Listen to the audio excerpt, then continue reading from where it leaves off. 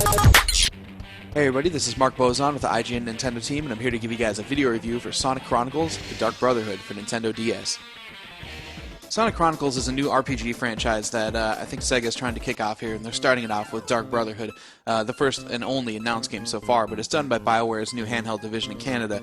And really, in the end, it's not one specific thing that drags this game down or something that's just a huge major flaw that makes it where it doesn't work. Really, it just feels like a first-time effort.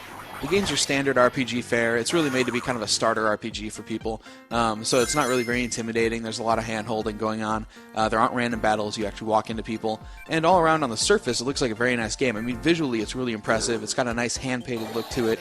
And, rather than going with tile design, they just literally painted on the screen. And it's got a really unique, very beautiful look on DS. On the gameplay front, though, Sonic Chronicles is seriously lacking. For starters, Sonic isn't the best source material for an RPG, and if BioWare could pull it off, it'd be seriously impressive.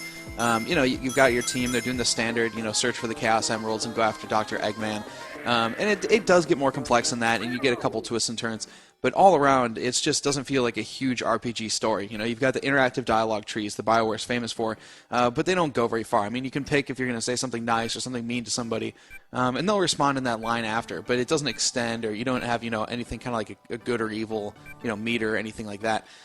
So things like that just kind of feel like they're sort of thrown in there, and the entire game overall just has this very thin RPG feel. It's more about just getting back in the overworld, running around, and using character skills.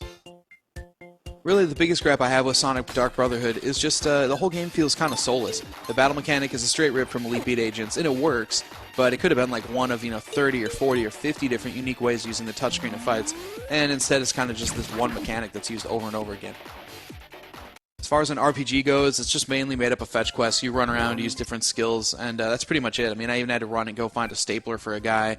You can keep using these Eggman signal locators, and I mean, it's all very fetch questy. And the whole time it just feels like you're running around in towns rather than ever going out and truly exploring.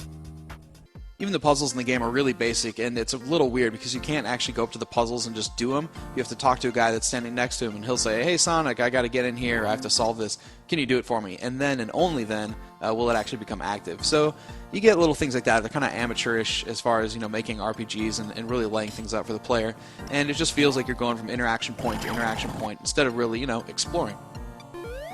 There are also a few little oddities in the presentation overall. You have sound effects that kind of cut off, or they sound really low quality overall. The interface is anything but intuitive for equipping items, since it just kind of throws everything in this huge list instead of dividing it up if it's for someone's head or for their hands. So you don't really get a good grasp of what you've got all on your characters. And you've also got some strange collision with the leveled art, since it's a perspective 2D that's basically painted with collision on it. And then also the camera can't always keep up. It gets kind of framey and does some random things like that. In the end, it isn't like that Sonic is just a downright bad game. It's visually pleasing. It's made to be a good starter RPG. And, if you dig Sonic, there's some cool things to see, some big teammate attacks. And, it does feel like the Sonic world's kind of been opened a little more than just, running right and jumping. Especially when you look at the characters, they actually did a good job of dividing them up and saying, okay, this person's going to be a thief class, this person's going to be healing or support. And in that sense, it's really neat. You get the pairing of the teammate attacks, and you also get this where you say, okay, this guy's really unique. I want to bring Knuckles along, or I want to bring Tails along, because they're really fun to play with. Even the skill system and different attributes, really cool, and it's definitely a step in the right direction for BioWare as a new handheld team, and also for Sonic Chronicles if it sticks around. If you're crazy about Sonic, it's worth at least giving it a look, but for anybody else, Dark Brotherhood's really going to be a letdown when you look at some of the other RPG offerings that are already on DS. To check out the full written review, go to IGN.com.